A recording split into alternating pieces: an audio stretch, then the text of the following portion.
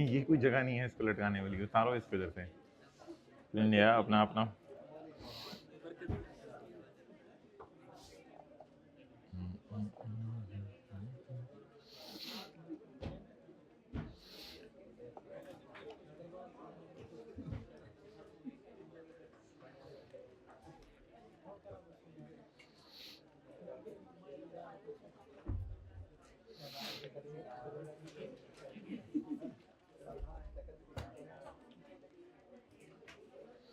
अच्छा भाई, page number 679, page 679। Hybrid में सबको सलाम कर लें, फिर उसके बाद हम क्लास शुरू करते हैं। पेज 679। क्या ये प्री क्लोजिंग ट्रायल है या पोस्ट क्लोजिंग ट्रायल है?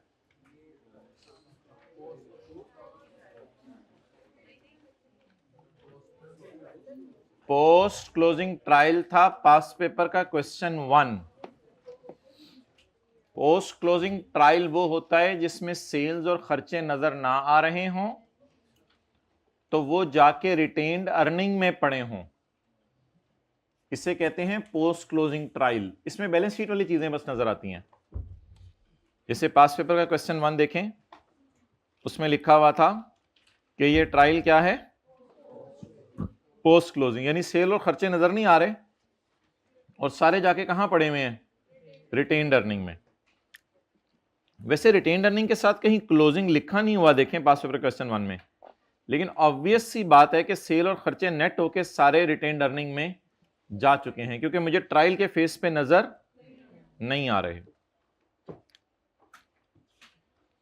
अच्छा, मैंने आपसे ये पूछा है कि जो पास पेपर का क्वेश्चन 6 हमने किया था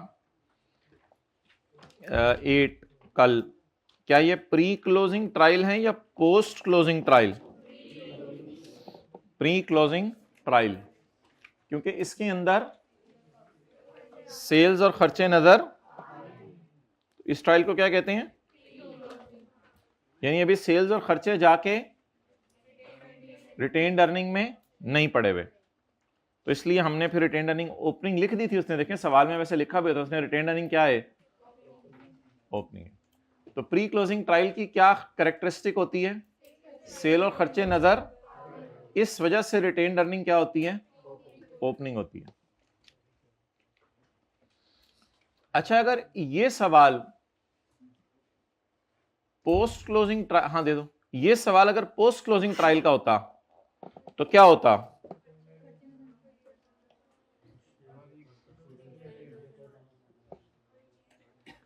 अगर ये पोस्ट क्लोजिंग ट्रायल होता तो फिर ऐसी सूरत में सेल और खर्चे नजर ना आ रहे होते और ये सारा कहां पड़ा होता, ये एक ज्यादा बड़ी फिगर होती, फिर ये ट्रायल बन जाना था पोस्ट क्लोजिंग। फिर इसमें जब हमने एंट्रीज करनी थी तो सेल की जगह और कॉस्ट ऑफ सेल की जगह रिटेन्ड अर्निंग और सॉरी इंटेंजिबल मैंने गलती से काट दिया, जहां जहां खर्चे आ रहे थे उनको कहां हिट करना था, जिस तरह हमने पास्ट पेपर क्वेश्चन नंबर 11 में किया था।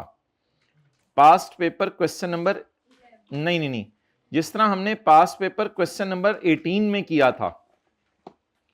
पास्ट पेपर क्वेश्चन नंबर 18 में देखें, ट्रायल टैली है और सेल और खर्चे नजर, इसका मतलब है ये ट्रायल कौन सा है, प्री क्लोजिंग या पोस्ट क्लोजिंग? आप घर जाके किसी दिन देखिएगा, मैंने यहां एंट्री साइड पे नोट नहीं की हुई, अगले सफे पे मैंने नोट की थी। तो हमने सब कुछ को आरी में डाल दिया था, ये सवाल खुल गया, सब कुछ को कहां डाल दिया था, और आरी व्हाइट बोर्ड के ऊपर हम बना रहे थे मादरत। तो बता दें कब खर्चों को आरी वगैरह में डालना होता है और कब खर्चों को P&L में डालना होता है। जब P&L की फिगरें नजर आ रही हैं तो P&L में डाल दें, अगर फिगरें नहीं नजर आ रही तो आरी में डाल दें। तो कल मैंने क्यों नहीं एंट्रीज आरी में की थी, कल मैंने क्यों सेल को छेड़ा, कॉस्ट ऑफ सेल को छेड़ा, सारी चीजों को छेड़ा, क्योंकि ये नजर। तो बता दें प्री क्लोजिंग ट्रायल कौन सा होता है, जिसमें सेल और खर्चे नजर, और पोस्ट क्लोजिंग ट्रायल कौन सा होता है?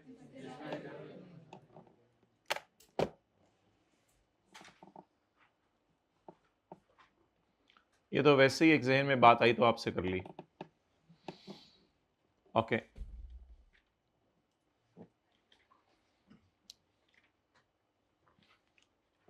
अच्छा, अगर इसमें प्रोविजंस का नोट भी मांगा जाता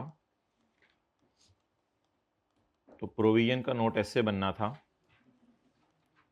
प्रोविजंस लीगल केस हेडिंग देके, opening 0, expense debit provision credit 3 से, यूज पेमेंट 0 और क्लोजिंग 3।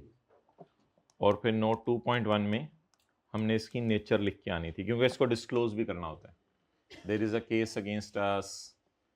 लेकिन कल हमने सिर्फ किसका बनाया था? कॉन्टिंजेंसीज का। क्यों नहीं बनाया था प्रोविजंस का? चलें जी, प्रोविजन का नोट भी बना लें।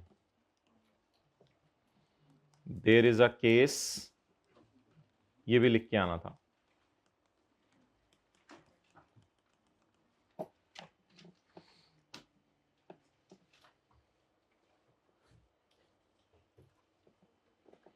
आज के नोट्स में जो सबसे पहली चीज लिखी होगी वो ये लिखी होगी, पास्ट पेपर क्वेश्चन 8 में प्रोविजंस का नोट बनवाया है, बस ये लिखा होगा।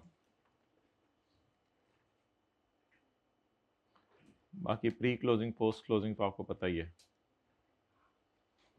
यह नोट्स में पहली लाइन में ये लिखा होगा, concept of pre closing trial and post closing trial.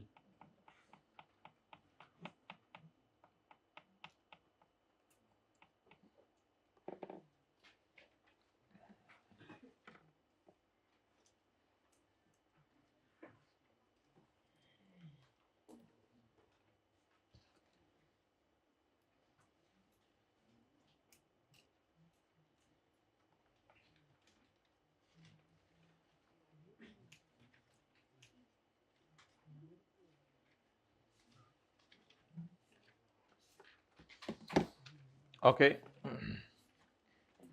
ये जो भी खाने पीने का बॉल पेन शॉल पेन एक्सचेंज करनी होती है, ये क्लास से पहले कर लिया करें। ओके,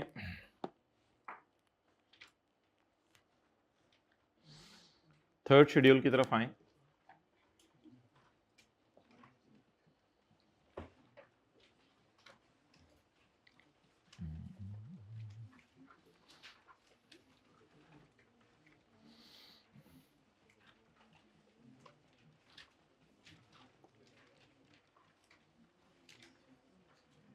अच्छा, ये चलते चलते ये इधर भी जरा फारक कर जाएं।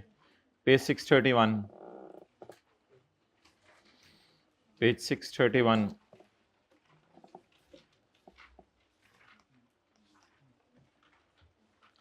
P&L कितने तरीके से बन सकता है?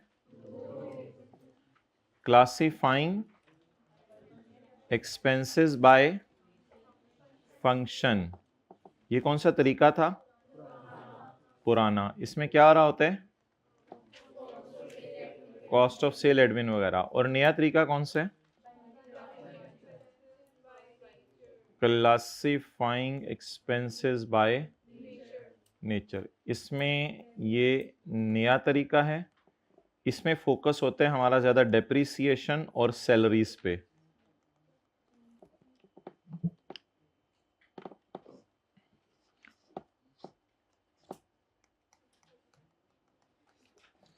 ये लिखवाया था कल मैंने, लेकिन दोबारा लिखें बार बार, जरा इसकी बात याद रहेगी।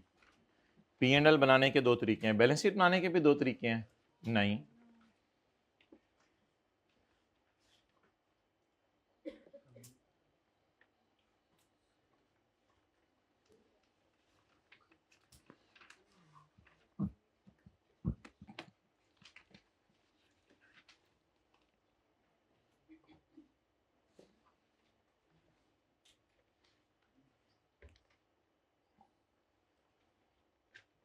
ओके।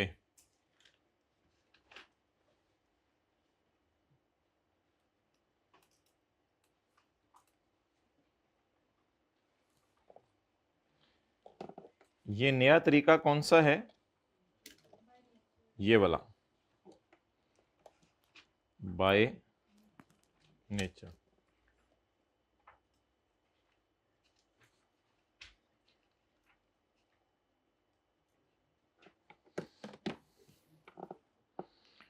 याद करें, revenue add other income, total income, change in inventories of finish good and raw material consume, salaries, depreciation और अदर एक्सपेंसेस में फिर दुनिया जहान की चीजें। तो इनका नोट तो बनाना नहीं था, खाली वर्किंग करनी थी, इसलिए मैंने तो आपको पता है अदर एक्सपेंसेस इधर ही प्लस माइनस करके सारे शो कर दिए थे परसों की क्लास के आखिरी 15 मिनट जो थे। चलें जी नेक्स्ट। तो अगला हमारा नोट्स पे लिखा होगा रिवीजन ऑफ पेज 631।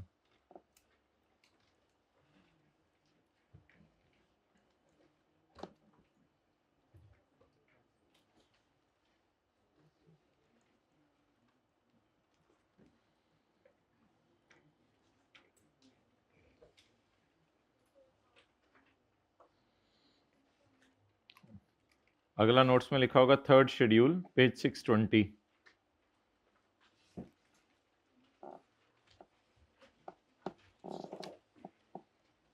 अब इसकी ऐसा जरूरत नहीं है, लेकिन चलें एक दफा देख लें।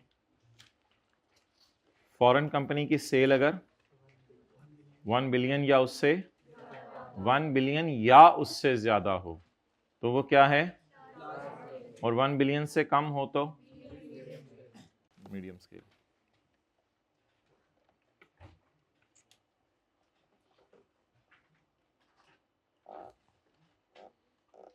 ये वाला जो पहले वाला पढ़ा था। अच्छा, इसके बाद प्राइवेट कंपनी कितने किस्म की हैं? 3 किस्म की। ये ना असल में समरी बनी हुई है, मेन लॉ ये है पिछले 2 सफ़ों पे जो हमने देखा था, ये तरह की समरी बनी हुई है, लेकिन इससे भी आसान समरी हमने ये बनाई थी। अच्छा,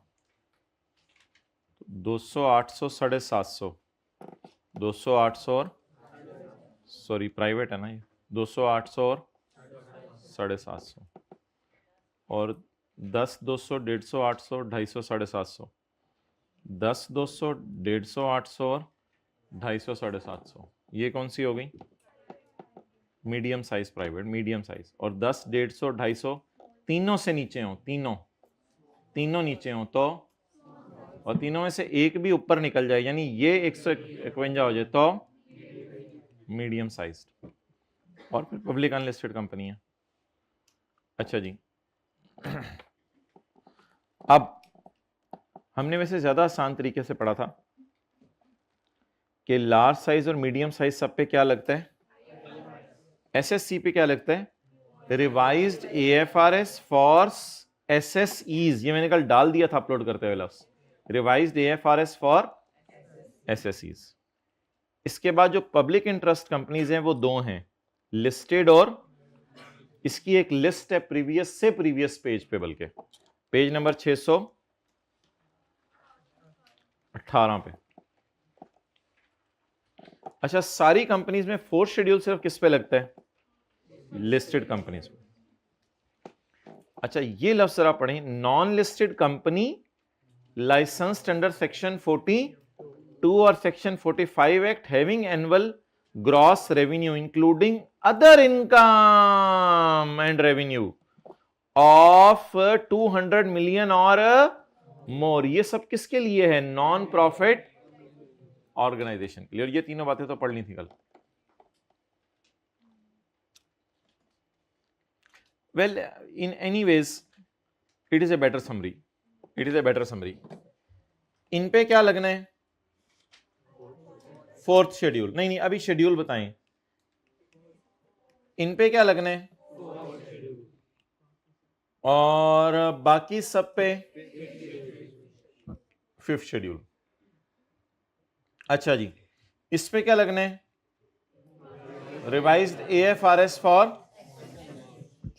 और इस पे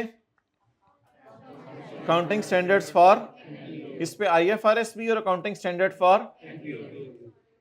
इसका मतलब है जो बाकी सारे बचे हैं,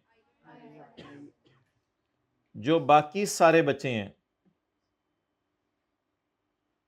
उन पे क्या लगना है? तो इंस्टेड ऑफ के ये याद करें, बस ये याद होना चाहिए क्या इसके लिए बोला था हमने एसएससी के लिए? मैं तो अभी भूल ही गया, जो भी था। मैं तो बहुत छोटी हूं, मैं भी तो छोटी हूं, मैं तुम्हारा बाप हूं, इस तरह ये 3 शब्द फिक्रे बोले थे। तो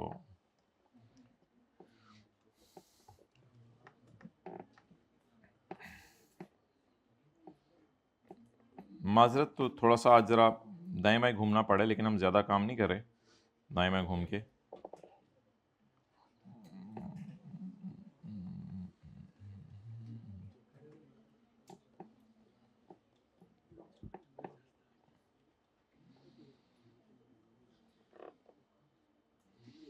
पेज 625, पेज 625।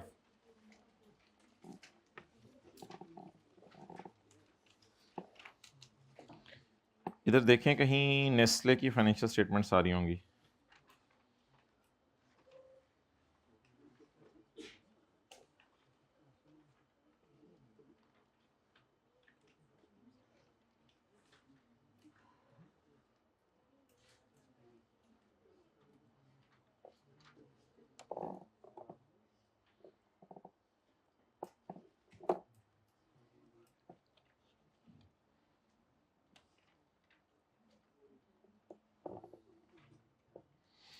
ये आपको ना इंशाल्लाह मैं आज अटैच कर दूंगा नोट्स में जरा साथ।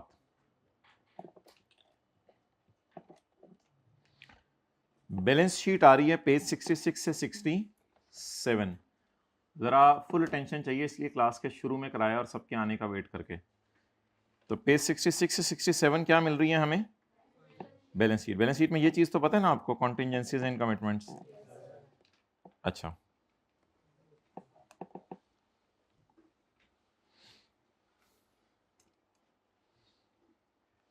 और पेज 68 पे क्या आ रहा है बोलें?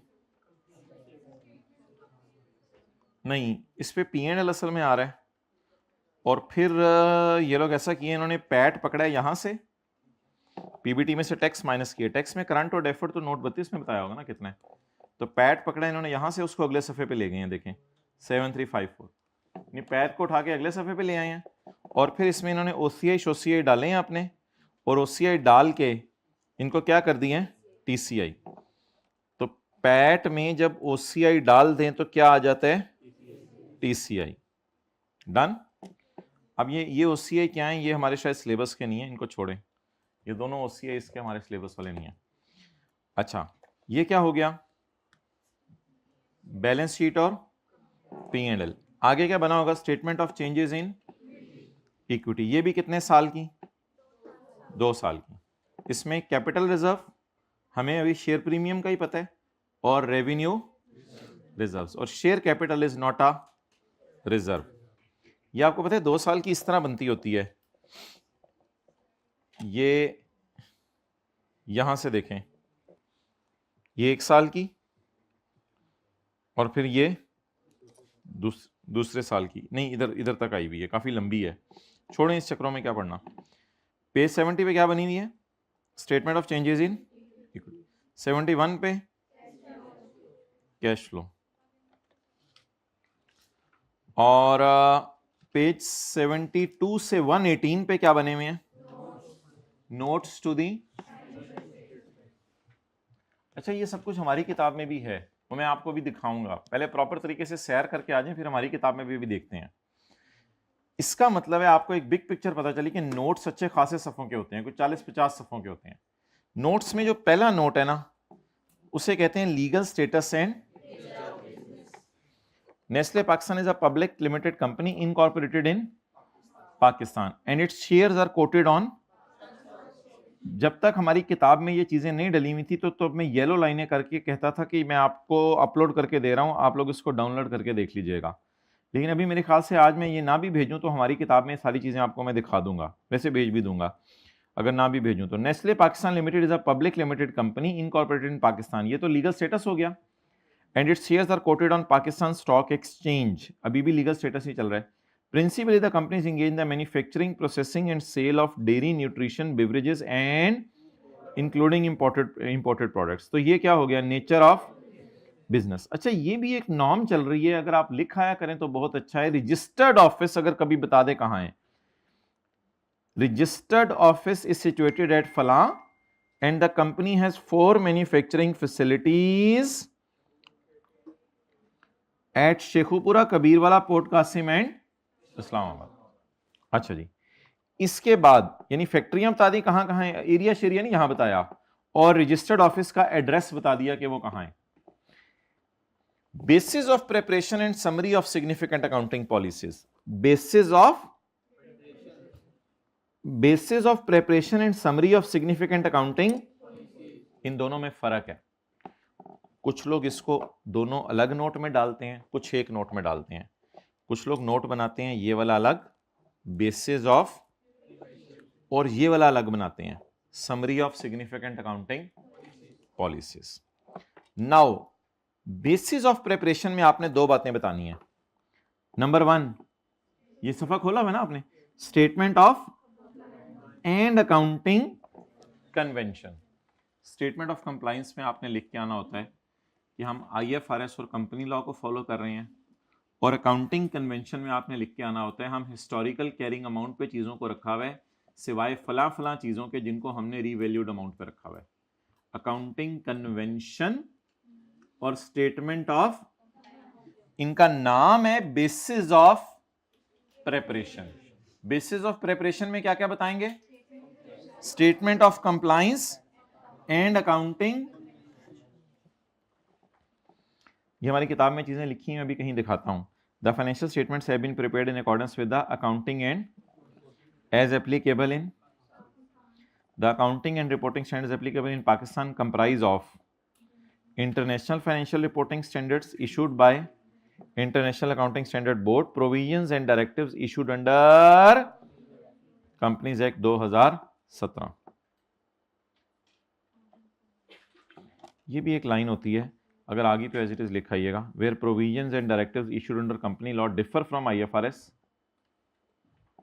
The provisions and directives issued under company law have been followed.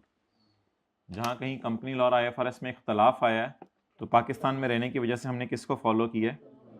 Company law को। Accounting convention, these financial statements have been prepared under the historical cost, यानी बिल्डिंग आ रही है कॉस्ट माइनस इनकम रिडक्शन पे, except recording of certain employ benefits and lease liabilities at present value. कुछ lease liabilities को हमने present value पर रखा हुआ है, वो फिर आगे बहस है लंबी, इसमें पढ़ने की जरूरत नहीं। इट इज कॉल्ड एज, बोलें, अकाउंटिंग कन्वेंशन। अब असल में ये नोट 2 में ही इसने तीनों चीजें डाल दी हैं।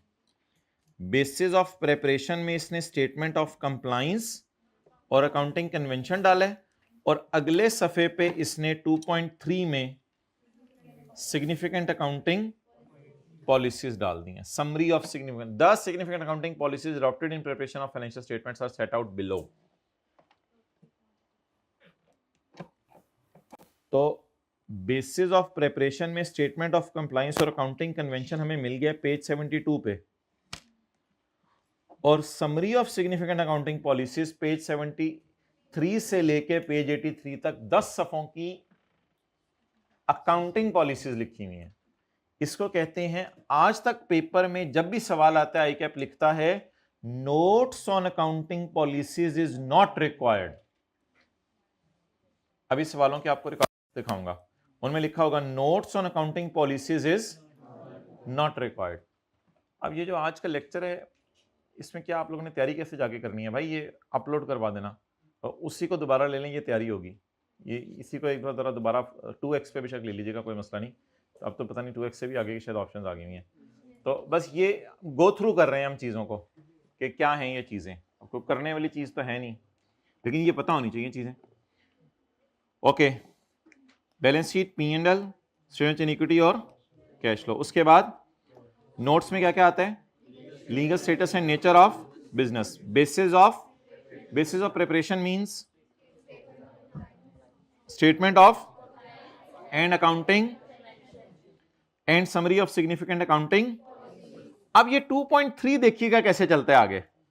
2.3.1 में फाइनेंशियल इंस्ट्रूमेंट्स का बारे में हमने बता दिया कि on initial recognition of financial asset is classified as amortised cost या fair value through OCI and fair value through P&L। फिर आगे हमने डिटेल बताई होगी कि हमने उनको कैसे रखा हुआ है। फिर अमोर्टाइज कॉस्ट क्या होता है, ये क्या होता है, उनको ये बता दिया।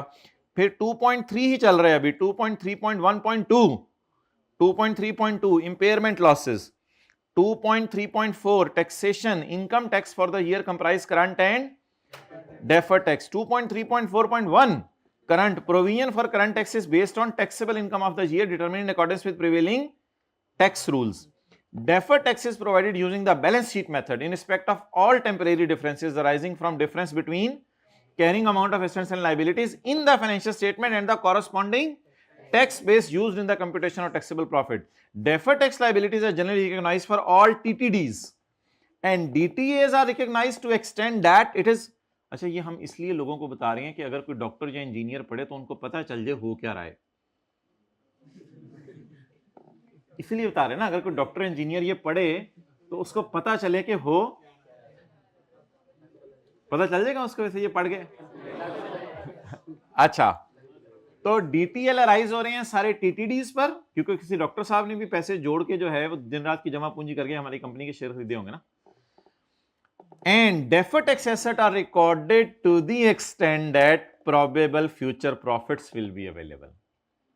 Deferred tax asset हम तब रिकॉर्ड करते हैं जब फ्यूचर में प्रॉफिट आने की उम्मीद, और अगर फ्यूचर में प्रॉफिट आने ही नहीं तो एक क्लास में हमने पढ़ा था हम अनयूज्ड लॉसेस को सिरे से रिकॉर्ड ही नहीं करते क्योंकि फ्यूचर में प्रॉफिट्स आने की उम्मीद नहीं है।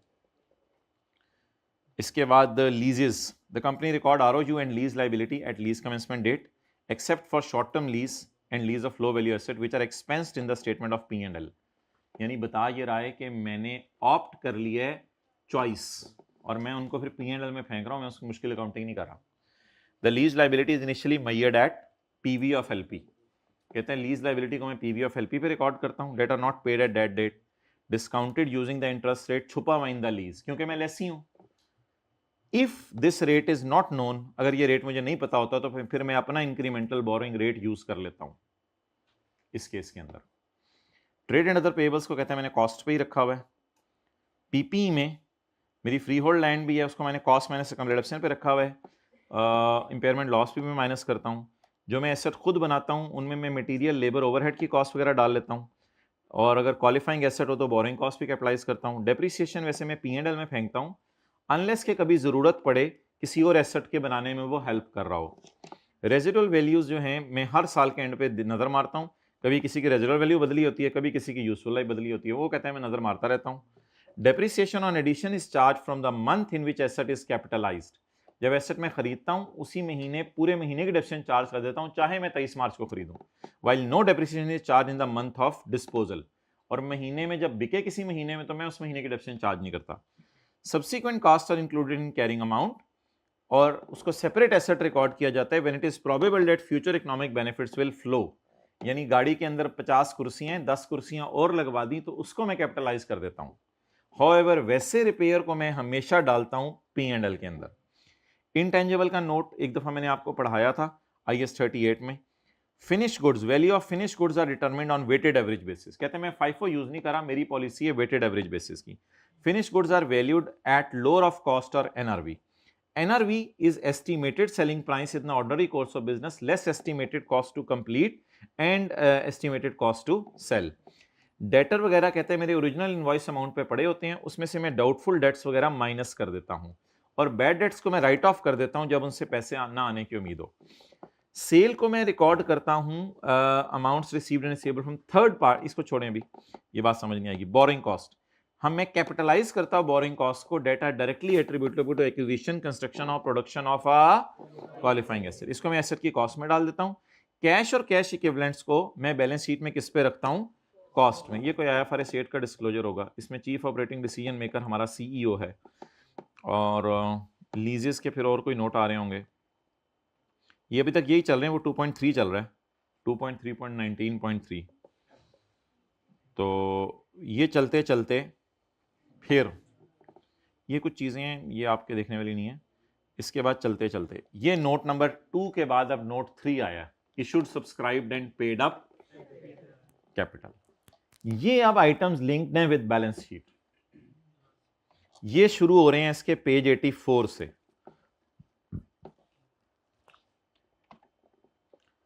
ये पेज 84 से लेके 100 तक शेयर कैपिटल का नोट है, लॉन्ग टर्म लोन्स जो लिए हुए उनका नोट है, लीज लाइबिलिटीज आ रही हैं और काफ़ी चीज़ें आपके सिलेबस से बाहर की हैं।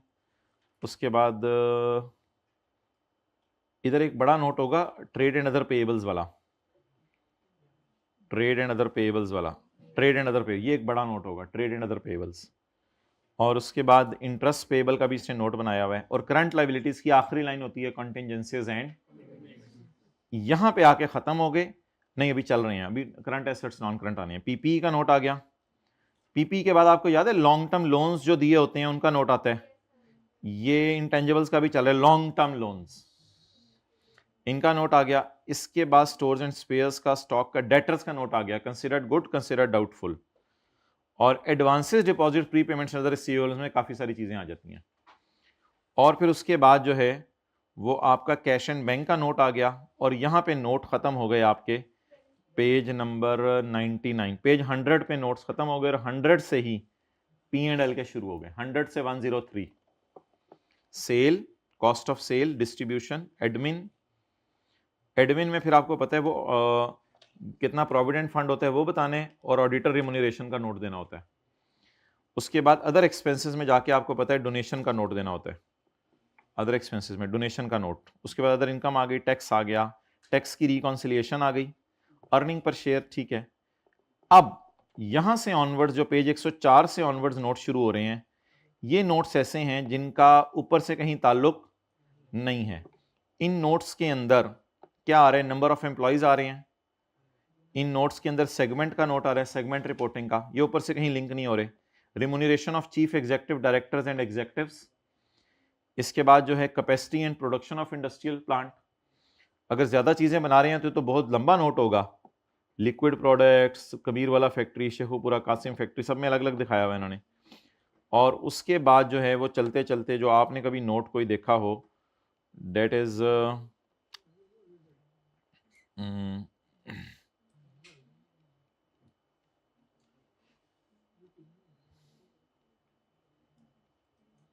बस ठीक है, और आपके काम का कोई नोट नहीं था।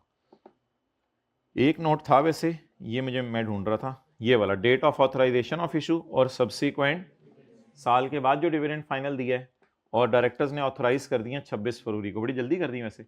अगर 31 दिसंबर हमारा ईयर एंड है तो 1 महीने 26 दिन के अंदर अंदर मैंने फाइनेंशियल स्टेटमेंट्स को क्या कर दिया, ऑथराइज कर दिया। तो ये अदर डिस्क्लोजर्स हैं इंक्लूडिंग जनरल, इसमें जनरल वाले ज्यादा हैं, स्टाफ, प्रोडक्शन कैपेसिटी, इसमें जनरल वाले ज्यादा हैं। ये कहीं से लिंक्ड नहीं है, ये बैलेंस शीट और P&L से लिंक नहीं होंगे। तो ये हैं पेज 104 से 118। तो 72 सफ़े से 118 वाले सारे नोट्स ये हैं। अब जो हमने पास्ट पेपर का क्वेश्चन 6 किया था वो हमने P&L के नोट बनाना सीखा था, और जो हमने पास्ट पेपर का क्वेश्चन नंबर 2 किया था, क्वेश्चन नंबर 8 किया था और क्वेश्चन नंबर 11 किया था, इसमें हमने बैलेंस शीट के नोट बनाना सीखा था। तो मैं बारहा ये आपसे कह रहा हूं कि ये वाला नोट अभी तक उसने नहीं मांगा। Legal status and nature of business तो अल्लाह का शुक्र है पास्ट पेपर क्वेश्चन 2 के अंदर भी था और पास्ट पेपर क्वेश्चन 11 के अंदर भी था, legal status and nature of business. और ये जो अदर डिस्क्लोजर्स हैं ये भी अच्छे खासे पास्ट पेपर क्वेश्चन 2 में भी थे और 11 में भी थे।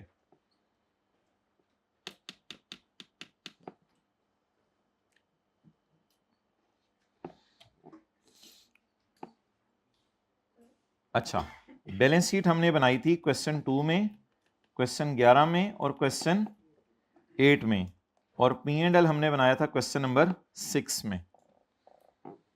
जी बोलें।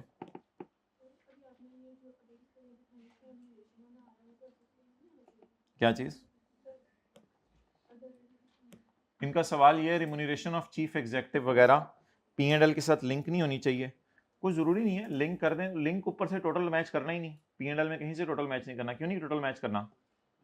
आपने P&L की कहीं दुम में डालने डाल दें, उस पर कोई मसला नहीं, लेकिन लिंक नहीं होनी फिगर कहीं भी, क्योंकि वो सिर्फ एग्जेक्टिव्स 12 लाख से ऊपर सबकी तो तनख्वाहें आ ही नहीं रही होती उसमें, इसलिए वो टोटल सैलरी से मैच ही नहीं करता। ओके,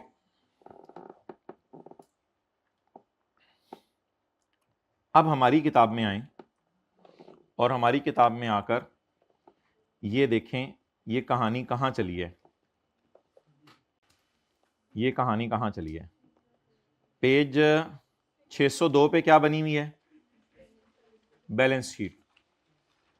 603 पे भी, 630 पे, 603 पे दोबारा P&L, 604 पे statement of changes in cash flow हमने नहीं बनाई।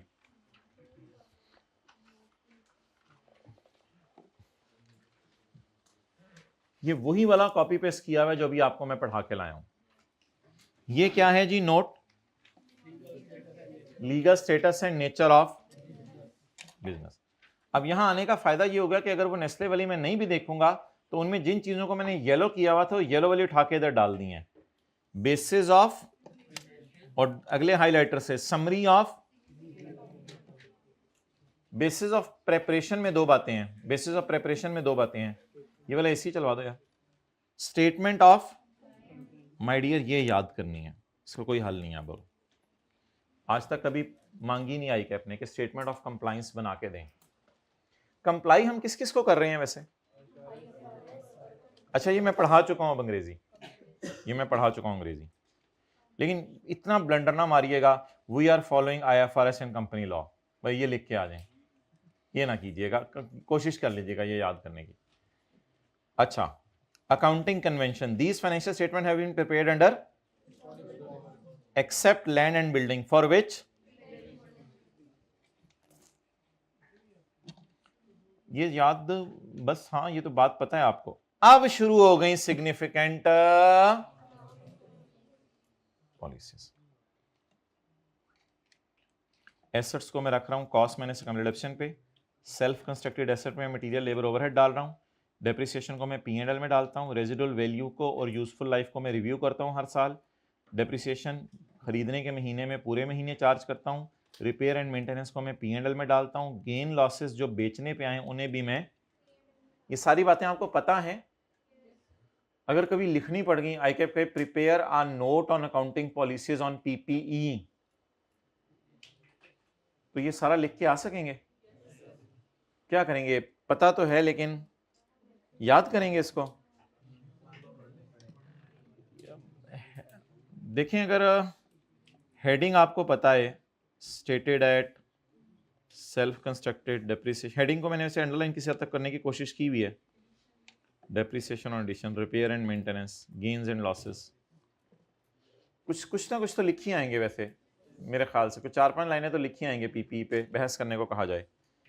यार ये पेज नंबर पता नहीं अब चेंज ना हो गया हो, ये पुरानी किताब वाला ना लिखा हो, मुझे तो यही लग रहा है। Page 213 and 214 book of volume 1 पढ़ाया था आपको। इंटेंजिबल्स में पता है कौन से नोट थे? इंटेंजिबल्स में नोट ऑन अकाउंटिंग पॉलिसीज मैंने आपको करवाए थे, उसका सफ़ा अभी जाके सही कर लेते हैं। IS 38 में नोट्स ऑन अकाउंटिंग पॉलिसीज, इसमें पता है क्या बताना होता है? रिसर्च को हम एक्सपेंस में डाल रहे हैं, डेवलपमेंट जब तक क्राइटेरिया मीट ना करे एक्सपेंस में, बाद में अगर डेवलपमेंट ये क्राइटेरिया पूरा करे तो उसको कैपिटलाइज करते हैं। और इसके अलावा 6 क्राइटेरिया तो थे ना, पेज नंबर कौन सा है? 228 नोट्स ऑन अकाउंटिंग पॉलिसीज, ये नोट्स आपको पढ़ाए हुए हैं, आप ही की क्लास में हाईलाइट किए हुए हैं।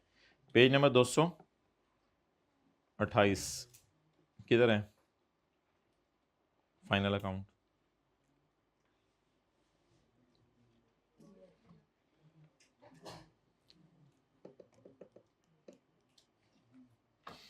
लीज अभी सारा पढ़ा के आया हूं कि ROU को और लीज लाइबिलिटी को रिकॉर्ड करते हैं सिवाय 12 महीने की लीज के, और इनिशियली लीज लाइबिलिटी को PV पे रखा जाता है, और असूली तौर पे मुझे यूज करना चाहिए इम्प्लिसिट रेट, ना पता हो तो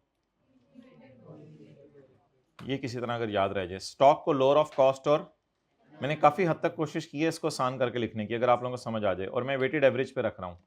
कई दफा पेपर में आ सकते हैं ना, prepare note on accounting policies on PP, lease and stock in trade, taking necessary assumptions। Assume कर लीजिएगा, वेटेड एवरेज है वो, जो मर्जी एज्यूम कर लीजिएगा। Trade debts, cash and cash equivalent, trade and other payables, taxation, current tax, deferred tax, revenue, borrowing cost, dividend. Dividend to share holders is recorded as a liability in the period in which dividends are approved.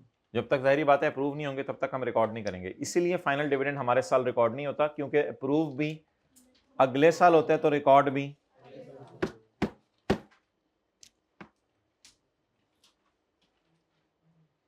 ये हैं अब notes on accounting policies, अब पता नहीं इनका क्या करना है।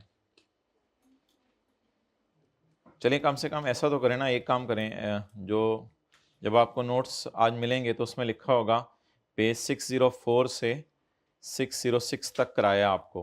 बाकी अब पता नहीं आपने क्या किया है, करवाया में तो डाल देना कम से कम, इसको किया में फिर आपकी मर्जी है।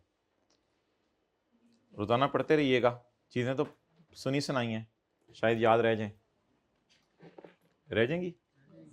अब रिक्वायरमेंट्स पढ़ें सवालों की, बहुत ज़्यादा तंग कर दिया मैंने आपको। अब रिक्वायरमेंट्स पढ़ें सवालों की। पास पेपर क्वेश्चन 1 से शुरू करें ज़रा।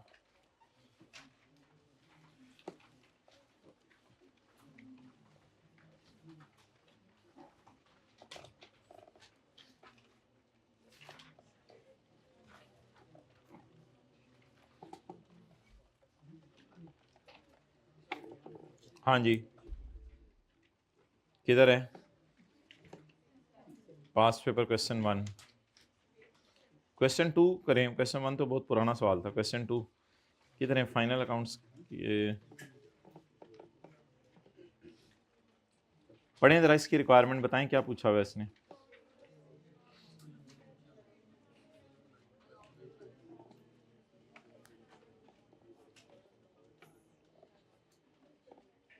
क्या क्या करने हैं?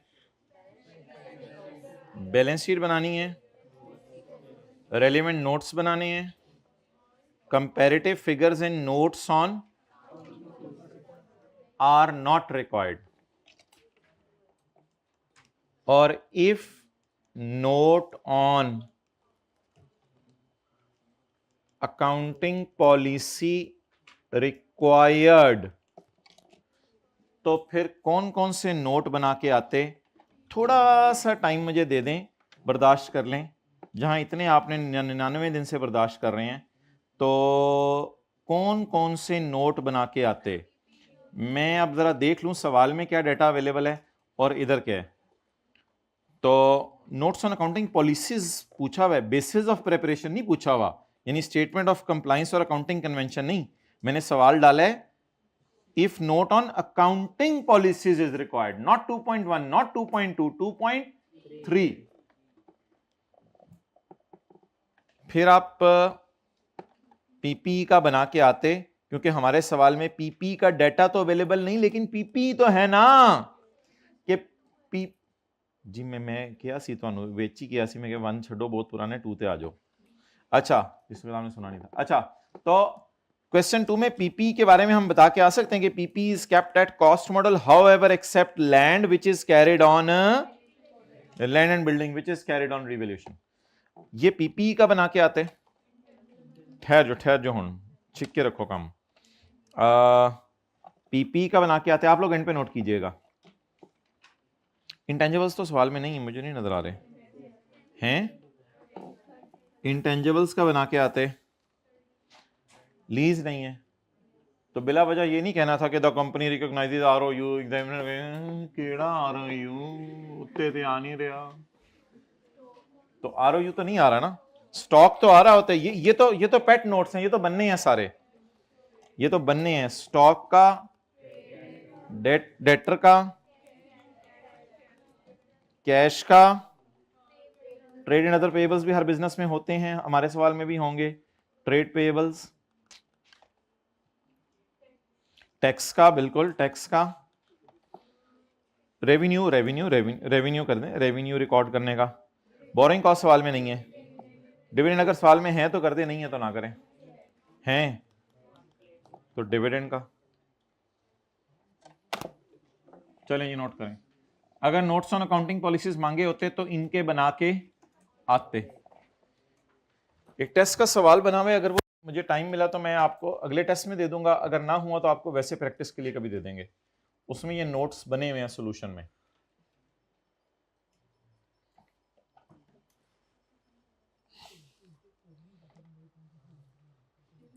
जी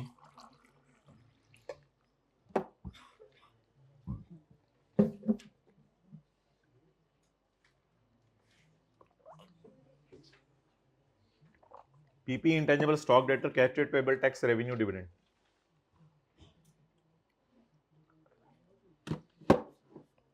भाई एसी को करा दो 21-22 पे।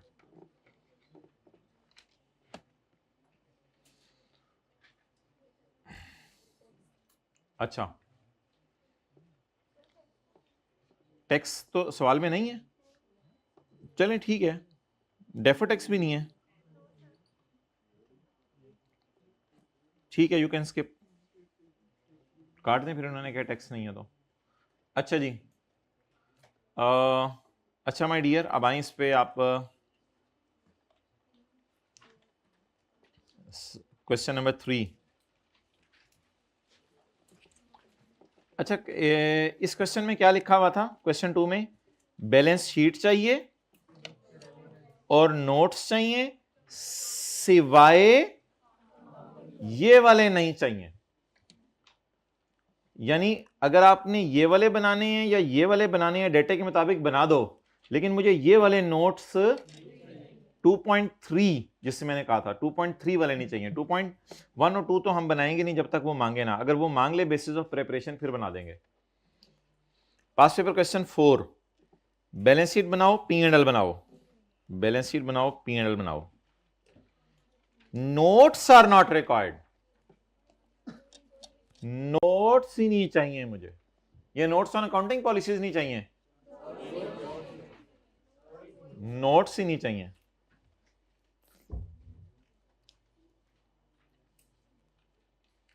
क्वेश्चन 4 में भी ये लिखा हुआ है नोट्स ही नहीं चाहिए।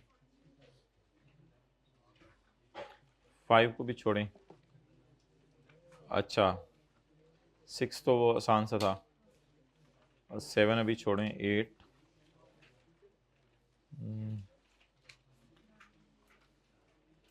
10 देखें, P&L चाहिए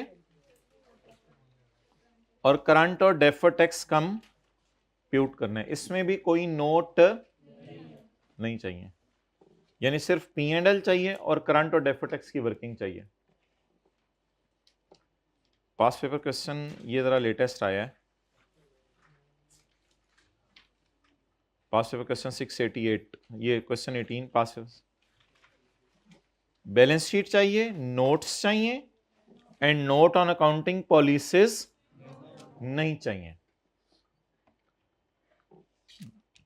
बैलेंस शीट चाहिए, नोट ऑन अकाउंटिंग पॉलिसीज, लेकिन नोट्स चाहिए। ऑब्वियसली बैलेंस शीट से लिंक नोट्स फिर जितने थे और सारे वो नोट्स बना के आने थे। अब एक सवाल आपको पूछना चाहिए, जो आप पूछें, हाथ खड़ा करें ना, हाथ खड़ा करें। अगर इस तरह का सवाल हो,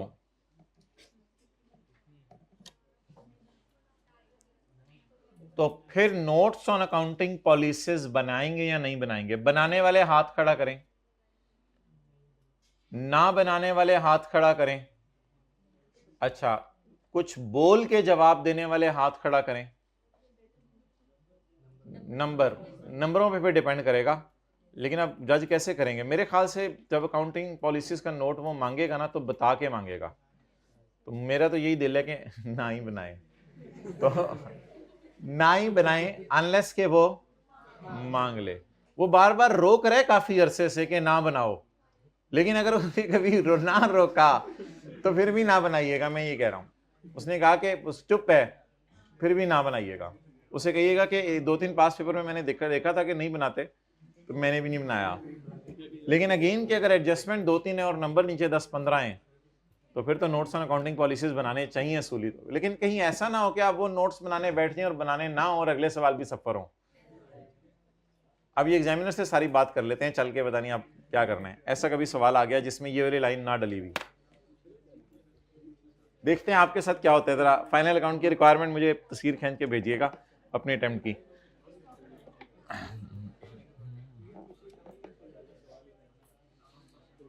अच्छा, एक दो अब हमारे पास पेपर रहते हैं, वो इंशाल्लाह हम अगले वीक में करेंगे। इस वीक में तो आपको बताया हुआ है, ज़्यादा डिस्टर्ब नहीं करना आपको, सैटरडे को ही करना है बस।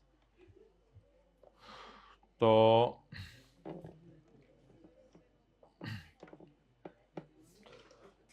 अच्छा जी, IFRS 15 निकाल लें।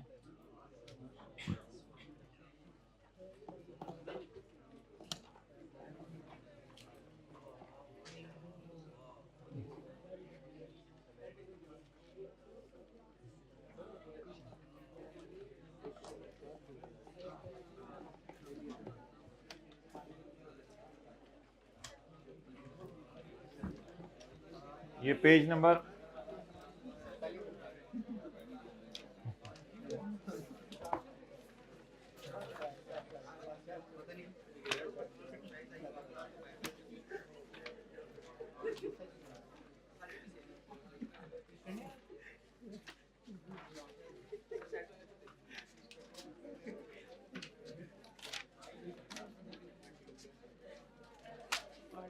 Page number 495, page number 495।